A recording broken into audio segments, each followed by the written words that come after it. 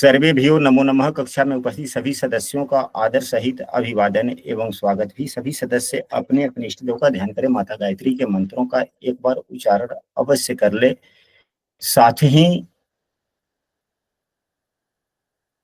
अपने प्रेरणा के स्रोत एवं अपने गुरुजनों को भी अंतर्मन से अभिवादन कर ले, क्योंकि यह जो कुंडली फलादेश की कक्षा है यह ज्योतिष विषय के अंतर्गत आता है और यह जो है वेद का भाग है। और वेद का ज्ञान हम सबों को बगैर अपने इष्ट देव एवं गुरुदेव के आशीर्वाद के बिना असंभव सा दिखता है। हम लोगों ने कल की भी कक्षा में लाभ एवं हानि पर आधारित चर्चा कल की कक्षा में हम लोगों ने किया था।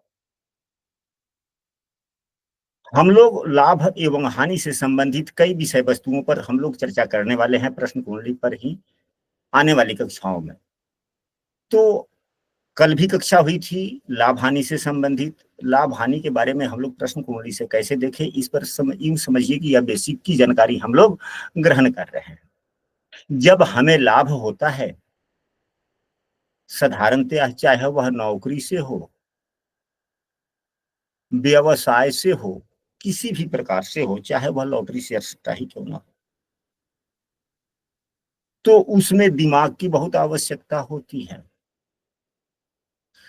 एवं स्किल पावर की आवश्यकता होती है। बगैर मानसिक स्थिति एवं स्किल पावर के ना ही नौकरी हो सकता, ना ही व्यवसाय हो सकता, ना ही कोई भी आय से संबंधित बातें हो सकती है। बगैर स्किल पावर का इस्तेमाल किए हुए क्या आय संभव है? नहीं गुरुदेव। हाँ, एक आध क्षेत्र ऐसे हैं जैसे कि वसीयत वाली बात है तो वह तो पूर्वजों का है, वह बात अलग की है। गड़ा हुआ धन है तो वह पूर्व से है, वह आपके भाग्य की बात है, वह अलग है। लेकिन जनरली मायने में देखा जाता है तो बुद्ध देव इसके लिए जिम्मेवार हो जाते हैं, स्किल पावर के लिए। यदि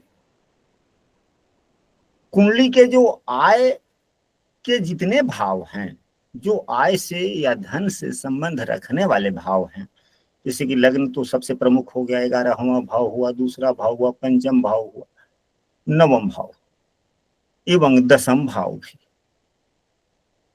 इन सभी भावों से धन के बारे में अवश्य देखा जाता है। जैसा कि हम लोगों ने कल की कक्षा में भी पूर्व में भी हमेशा चर्चा करते हैं कि प्रश्न कुंडली में चंद्रमा का अपने आप एक बड़ा महत्व हो जाता है।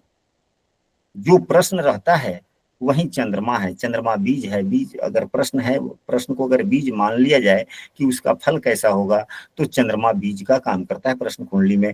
आप लोगों ने भी पढ़ा होगा, आप लोगों ने भी कहीं ना कहीं तो पढ़ा होगा ना इस बात को। जी, चंद्रमा बीज स्वरूप होता है, बीज स्वरूप होता है।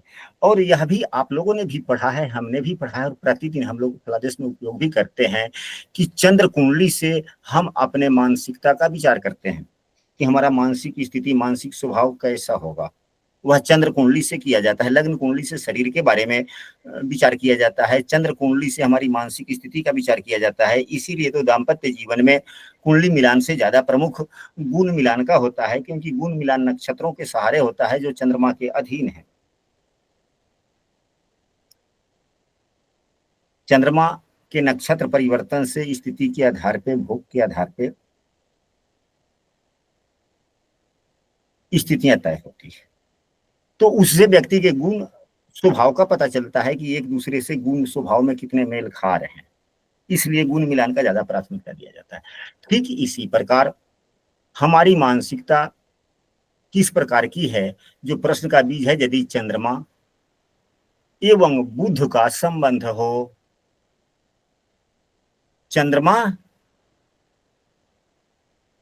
और बुध एवं बुध का संबंध हो, चाहे युति संबंध हो या परस्पर दृष्टि संबंध हो, चंद्रमा एवं बुध दोनों का संबंध हो।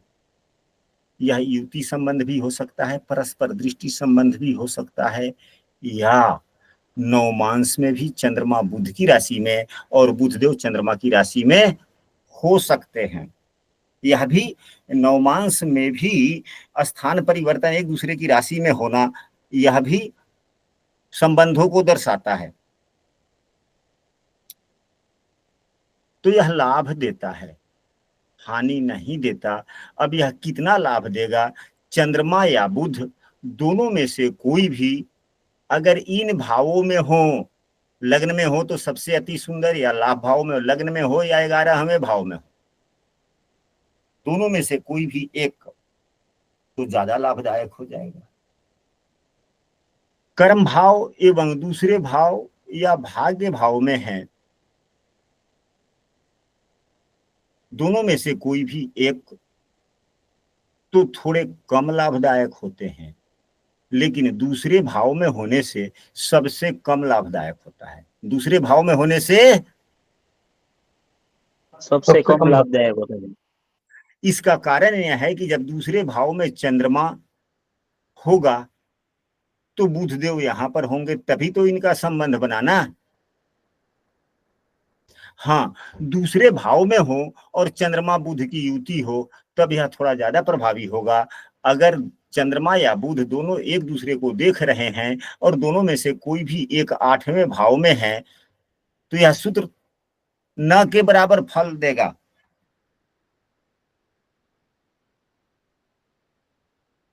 क्योंकि अष्टम भाव में होने का भी तो दोष कुछ लगा ना जी।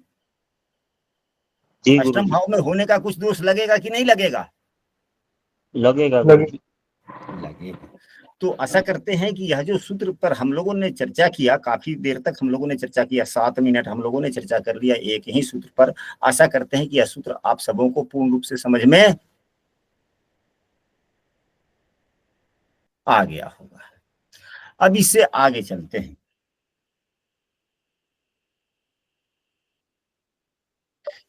यदि प्रश्न कुंडली में दूसरे भाव के स्वामी स्वगृही हो, यदि प्रश्न कुंडली में दूसरे भाव के स्वामी स्वगृही हो और 11वें भाव के भी स्वामी स्वगृही हो तो लाभ भी होता है, और वह लाभ दिखता भी है। हम बार बार दूसरा भाव इसलिए चर्चा कर ले रहे हैं कि दूसरा भाव धन की स्थिति को दर्शाता है। आय कितना भी हो जाए, जब तक वह दिखता नहीं है, स्थिर नहीं होता, रुकता नहीं है, तब तक आय दिखता नहीं है। जितना आप कमा ले सब खर्चा होता ही चला जाएगा, तो उस आय से क्या लाभ? फिर भी आप पंडित जी के पास में जाएंगे कि सब कुछ तो है, आय ही नहीं हो रही है, सब खर्चे हो जा रहा है। कृपया इसको देखें। तो फिर इन प्रश्नों में केवल आप 11वें भाव को देखेंगे या दूसरे भाव को भी देखेंगे? दूसरे को भी देखेंगे। दूसरे को भी देखेंगे। इसलिए आय संबंधित प्रश्न जब भी आए दूसरे भाव को अवश्य देखें। दूसरा भाव जितना खराब होगा उतना ही पैसा नहीं रुकेगा, क्योंकि यह क्या है? यह डिपोजिटर है और यहाँ डिपोजिट होता है। यह पैसा कमाना यहाँ से है, पैसा यह हो गया और यहाँ पर खर्चा हुआ, जो बचत हो गया यहाँ के डिपोजिट हो गया। अधिक हो गया तो फिर इसी से परिणित हो जाता है यहाँ पर। जब दूसरे भाव में पैसा होगा तब मन में इच्छा आती है कि चलो भाई गाड़ी खरीद ले, भूमि भवन मकान खरीद ले, क्योंकि चौथे भाव का इच्छा भाव दूसरा भाव ही है। कुंडली अपने आप में महान है। इस विज्ञान को समझना कम से कम एक जन्म तो छोटा ही पड़ जाता है। तो दूसरे भाव के स्वामी दोनों के अगर स्वगृही हो या दोनों भाव के स्वामी अपने अपने भाव को देख रहे हों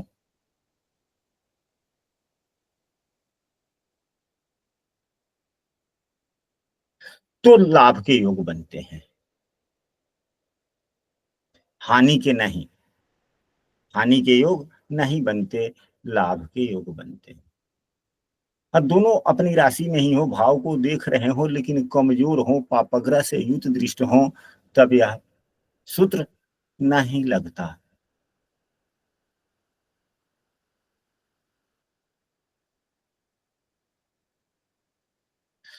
केंद्र में कोई भी 3 ग्रह, केंद्र में कोई भी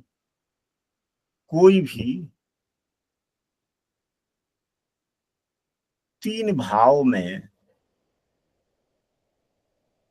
केंद्र में कोई भी 3 भाव में कोई भी ग्रह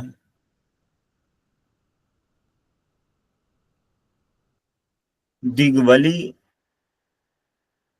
होकर बैठा हो, यह सूत्र केंद्र के कोई भी तीन भाव में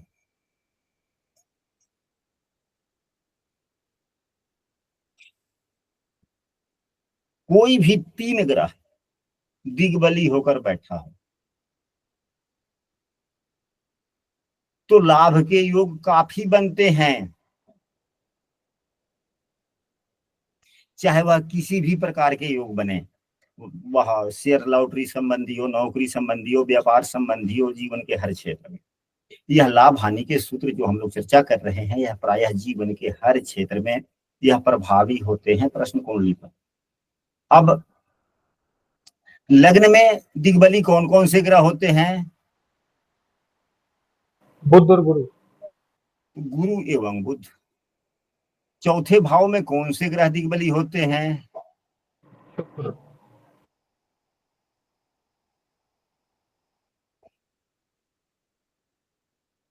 कितने ग्रह हो गए? 2 और 3, 5। शेष कौन से बच गए? सूर्य एवं मंगल।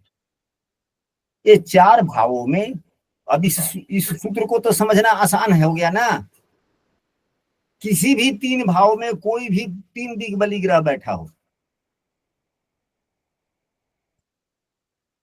अब लग्न में बुध देव हो जाए, चौथे भाव में चंद्रमा हो जाए, सातवें में शनि हो जाए, तो तीन भाव में तीन दिग्बली हो गए कि नहीं हो गए? हो गए।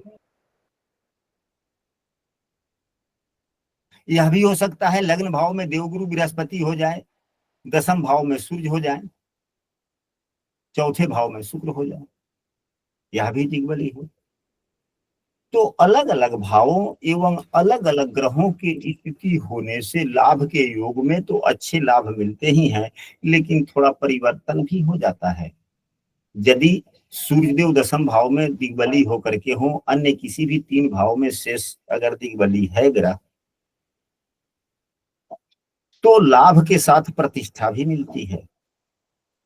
अगर देव गुरु बृहस्पति लग्न में दिग्बली है और शेष किसी भी तीन भाव, दो भाव में अगर कोई भी अन्य ग्रह दिग्बली है, तो आय भी होती है एवं भले प्रतिष्ठा बढ़े ना बढ़े, क्योंकि सूर्यदेव प्रतिष्ठा के कारक हैं और प्रसिद्धि के कारक गुरु। देवगुरु बृहस्पति। तो अगर लग्न में देवगुरु बृहस्पति है तो प्रसिद्धि आय भी होगी और आय की वजह से प्रसिद्धि भी व्यक्ति प्राप्त करे। अगर शुक्रदेव चौथे भाव में दिग्बली है और सातवें एवं दसम भाव में भी दो कोई भी ग्रह, शनि देव और मंगल देव ही दिग्बली हो जाएंगे, तो अब देखा जाए व्यक्ति का धन का आय भी होगा, धन जमा भी होगा और अपने कमाए हुए धन से वह भवन, भूमि, मकान, गाड़ी, घोड़ा, बंगला इत्यादि सब खरीदेगा। यदि प्रश्न कुंडली है तो हम लोग यह कह सकते हैं कि आने वाले समयों में आपकी आय की स्थिति इतनी अच्छी होने वाली है कि घर की सुख सुविधाओं पर भी आप अपने आय से खर्च करेंगे। शुक्रदेव का हो जाना केवल हम ये नहीं कह सकते कि गाड़ी हो जाएगा, अन्य भी सुख सुविधाओं को तो आदमी आय से पूरा कर सकता है ना। जैसे कि पिछले लंबे दिनों से वह घर में फ्रिज नहीं है, कूलर नहीं है, पैसे की तंगी है, इस प्रकार के योग बने। और मनुष्य जो है अभिलाषी व्यक्ति होता है, शुक्रदेव चौथे भाव में हो गए और दिग्बली होकर के हैं, तो चौथे भाव पर खर्च करवाएंगे कि नहीं करवाएंगे? करवाएंगे। तो अपने आय एवं स्थिति के अनुसार वह व्यक्ति अपने घर पर खर्च भी करेगा। यदि आय की स्थिति अच्छी है, मोटी है, उस प्रकार का आय है, तो व्यक्ति पूर्व से गाड़ी नहीं खरीद के रखा है तो इतनी आय होगी कि गाड़ी भी खरीद लेगा, खरीद सकता है। तो कोई भी तीन ग्रह अगर दिग्बली है तो धन का लाभ होता है। यह भी सूत्र स्पष्ट हो गया? जी गुरु जी।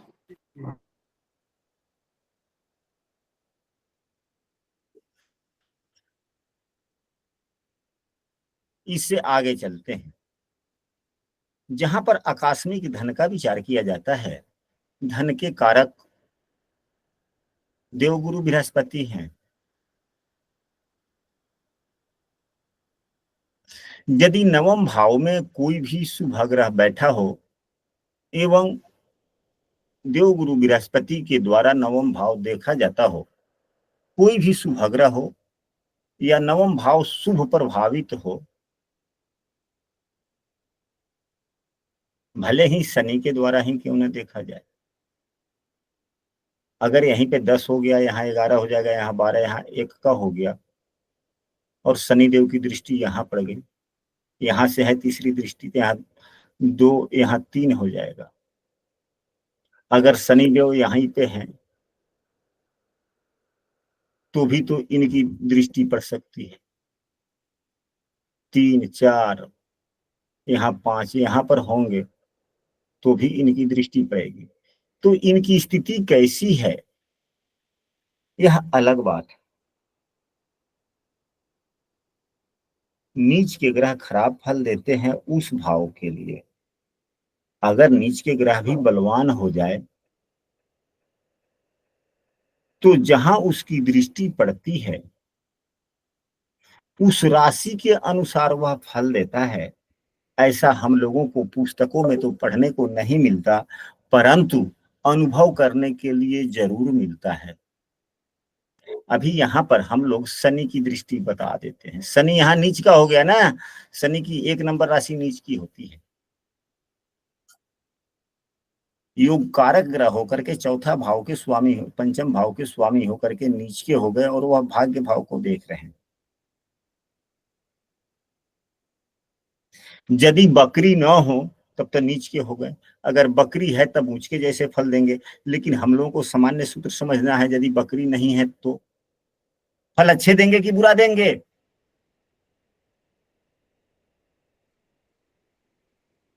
बुरे।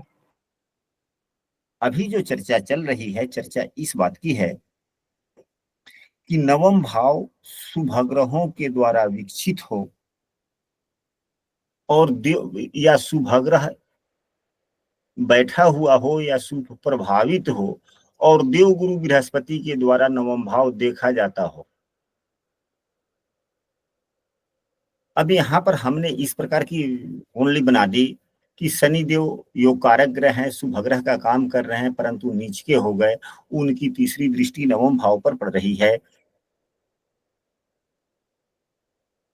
तो क्या शनिदेव शुभ फल देंगे? आप लोगों ने जो कहा, हमने यह कहा है अभी कुछ क्षण पहले, उस बातों पर थोड़ा दिमाग लगाना चाहिए। हम लोगों ने पूर्व की कक्षाओं में पढ़ा भी है, चर्चा की है। पढ़ने की बात तो नहीं कह सकते, चर्चा की बात कह सकते हैं। हम लोगों ने चर्चा किया है। आप लोगों में से अधिकांशतः व्यक्तियों ने पुस्तकों में भी पढ़ा होगा कि नीच के ग्रह, अब यहीं 1 नंबर की जो राशि यहाँ पर नीच की हो गई तो यहाँ 7 नंबर की राशि होगी। तो यहाँ पर जो दृष्टि पड़ी लग्न पर, तो लग्न की दृष्टि, शनिदेव की लग्न पर जो दृष्टि पड़ रही है, यह लग्न के लिए अच्छा फल देगा या बुरा फल देगा? अच्छा, क्योंकि उच्चस्थ दृष्टि हो गई गुरुजी। अच्छा, तो यहाँ से स्पष्ट, अच्छा यह बातें जो है आपने जो कहा कि फल अच्छे हो गए क्योंकि उच्च की दृष्टि है, तो ग्रहों की उच्च की दृष्टियां लाभकारी होती है, उच्च के जैसा फल देते हैं, ऐसा पुस्तकों में भी वर्णित है या नहीं? आप लोगों ने कहीं पढ़ा है या नहीं पढ़ा है कि उच्च की दृष्टि लाभदायक होती है? यदि किसी सदस्य ने पढ़ा हो तो कृपया आप हमारे प्रश्नों के जवाब दें। नहीं, आपसे सुना है गुरुजी से, तो बाकी पढ़ने को भी अवकाश नहीं मिला है। अच्छा ठीक है। और अन्य सदस्य किसी ने पढ़ा है कि क्या ग्रहों की दृष्टियां अगर उच्च की दृष्टि होती है तो वह उच्च के जैसा फल देता है? अपने यदि कोई ग्रह अपने उच्च राशि को देखता है तो उच्च का फल देता है, ऐसा किसी ने पढ़ा है या नहीं पढ़ा है? जी हाँ, पढ़ा है मैंने। आपने? नहीं पढ़ा, मैंने नहीं पढ़ा। अच्छा चलिए ठीक है। यहाँ पर जो ये इंडियन स्कूल ऑफ ओकेजन जैसे भी आपने पढ़ा है, ठीक है, तो जो सेल्फ स्टडी करता है वह भी पढ़ता है। अब यहाँ पर अन्य भी एक आध विद्वानगण हैं, हम कृपया उनसे जानना चाहेंगे। प्रफुल्ल महाराज जी बहुत किताब अध्ययन करते हैं। क्या प्रफुल्ल महाराज जी, आपने यह शब्दों को पढ़ा है कि नहीं कहीं किसी पुस्तक में, कि कोई भी ग्रह यदि नीच का हो और अपने उच्च राशि को देखता है तो अपने उच्च राशि के लिए अच्छे फल प्रदान करता है? ऐसा क्या आपने किसी पुस्तक में पढ़ा है या नहीं पढ़ा है? जी गुरुजी, मैं अध्ययन कर रहा था तो वाराहा मिहिर करके एक अपने बहुत बड़े ज्योतिष आचार्य हो गए, उनके कुछ सिद्धांत में मैंने कहीं पढ़ा था। यानी कि आपने पढ़ा है ना? जी गुरुजी अवश्य, और बहुत साल हो गए गुरुजी। चलिए कितना भी साल हो गया कोई दिक्कत नहीं, आपने भी पढ़ा है, हमने भी पढ़ा है, और एक दो सदस्यों ने भी कहा कि हमने पढ़ा है। जिन्होंने नहीं पढ़ा पुस्तकें पढ़नी चाहिए। ठीक है, हम लोग अब आगे बढ़ते हैं। तो यह बातें पुस्तकों में जो वर्णित है वह कहना क्या चाहता है, समझाना क्या चाहता है, वह बातें समझनी चाहिए। कि ग्रहों की जो दृष्टियां होती है वह राशि पर निर्भर करती है, एवं कि ग्रह किस राशि को देख रहा है, वह अपने गुण धर्मों के आधार जिस राशि को देखता है उस राशि के अनुसार फल देता है। यह स्पष्ट हो जाता है क्योंकि शनिदेव स्वयं नीच के हैं और उनकी 7वीं दृष्टि जब तुला राशि पर पड़ती है तो वहां उच्च के जैसे फल देते हैं, अच्छे फल दे देते हैं। इसलिए ग्रहों की दृष्टियां ग्रह किस राशि को देख रहा है यह मायने रखता है। अगर यहीं शनिदेव यहां पर होते तो इनकी यहां दृष्टि जो पड़ती, नीच की दृष्टि पड़ती, जो यहाँ के लिए लाभकारी नहीं है। बैठना या देखना बात एक ही है। अब यहाँ पर जो 3 नंबर की राशि है यह शनिदेव के मित्र की राशि है, शनिदेव के मित्र की राशि। मित्र की राशि। और स्वयं कुंडली के जवाबदेह ग्रह अति योग कारक ग्रह बने हुए हैं। तो जो ग्रह अति योग कारक हो जाता है वह शुभ ग्रह कहा जाता है या पाप ग्रह? शुभ ग्रह। तो शनिदेव यहाँ पर शुभ ग्रह हो गए, अपने मित्र राशि को देख रहे हैं। तो यह उतने नीच दोष का तो प्रभाव नवम भाव पर नहीं हुआ ना? नहीं हुआ जी गुरुजी, योग कारक है इसलिए भी नहीं हुआ। नहीं हुआ। और हमारे कहने का मतलब यह है कि जब उदाहरण इस ढंग से प्रस्तुत किए जाएं कि थोड़े पेचीदा हो, सरल उदाहरण तो अपने आप समझ में आ जाता है। जो समझने में थोड़ा समय लगे उस प्रकार के उदाहरणों का उपयोग क्लास में, कक्षा में करना चाहिए। इसलिए हमने पेचीदा थोड़ा सा यहाँ कर दिया। अब यहाँ पर देखा जाए, यहीं पे शनिदेव अगर नीच के नहीं होते, अगर 6 यहाँ होता, 6 नंबर की राशि यहाँ होती तो यहाँ 5 होता, यहाँ 4 होता, तो कम से कम नीच के तो नहीं होते। तब भी तो शत्रु राशि में होते अच्छे फल दे देते। यहाँ पर अपने मित्र राशि को देख रहे हैं। लेकिन अगर यहाँ पे शनि देव अपने उच्च राशि में होते तो यहाँ 8 और यहाँ 9 हो जाता, तब भी इनकी दृष्टि पड़ती। तो यहाँ अगर 7 होता तो यहाँ 6, यहाँ 5, यहाँ 4, यहाँ 9 हो जाता, 10 और 11, तब भी अच्छे फल दे देते। क्योंकि दशमेश एवं एकादशेश हो गए, दशमेश एवं एकादशेश नवम भाव को देख रहा है, और देव गुरु बृहस्पति जो धन के कारक हैं वह भी नवम भाव को देख रहा है।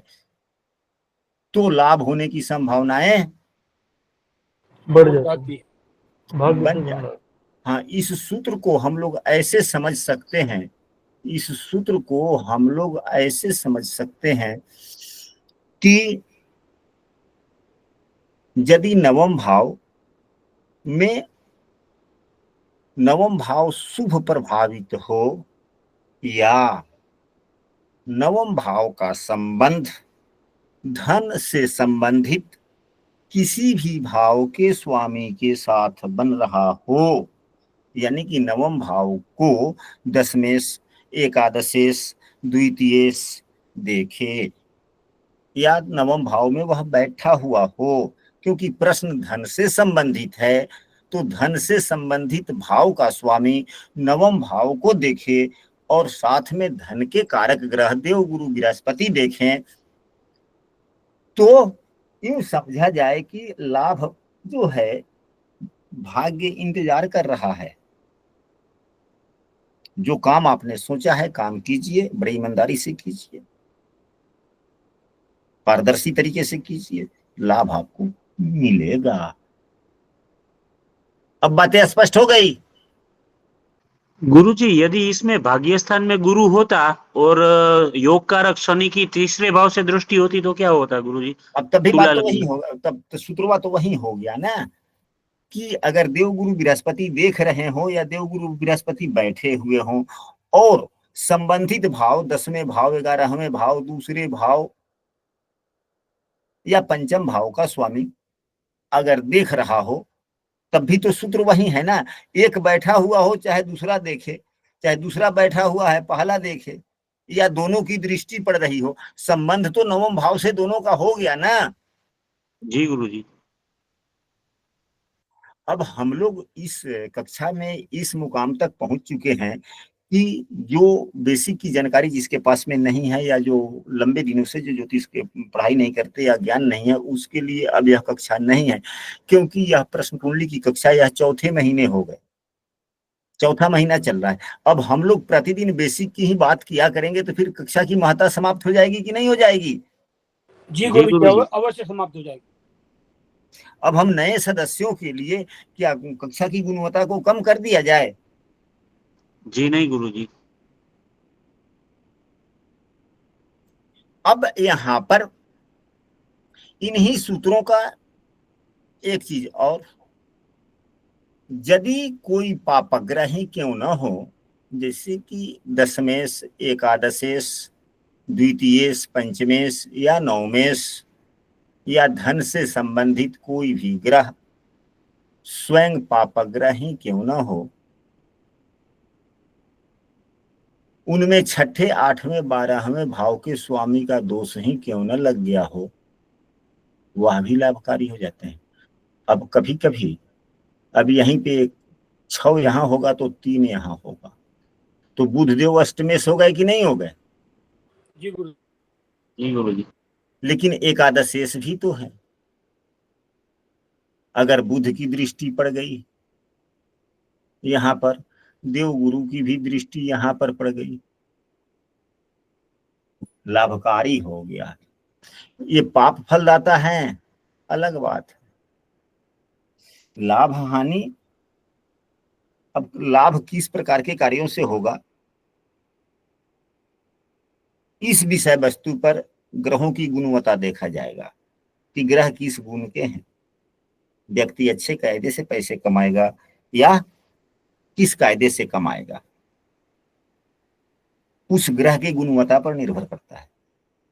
लेकिन लाभ भाव के स्वामी होने के कारण, लाभ भाव के स्वामी अगर नवम भाव को भी देखते हैं, देवगुरु बृहस्पति भी देख लिए, या इस भाव का स्वामी हो, लग्न हो, दशम भाव हो, पंचम भाव से भी अच्छा, यदि पापग्रह भी है तब भी। अगर इन्हीं भावों के स्वामी पापग्रह होकर के अगर मजबूत स्थिति में है तो और उत्तम बात है।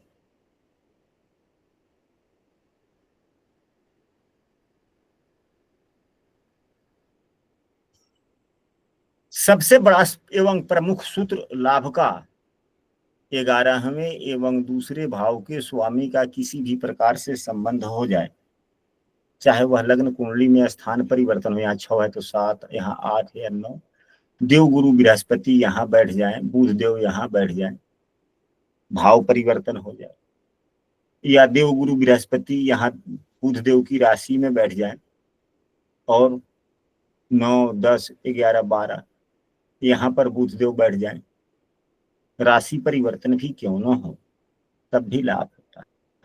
अब यहाँ पर चाहे नवमांश में राशि परिवर्तन हो जाए तो उत्तम बात है, वह तो सबसे बड़ा योग हो जाता है। लेकिन अगर इस प्रकार का भाव परिवर्तन और राशि परिवर्तन दोनों में अंतर है, भाव परिवर्तन या दोनों समान हैं?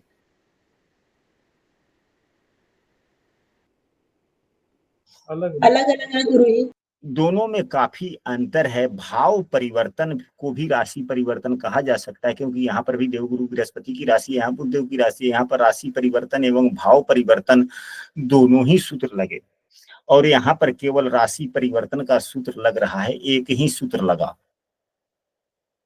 इसलिए भाव परिवर्तन होता है तो दोगुना फायदा, राशि परिवर्तन हुआ तो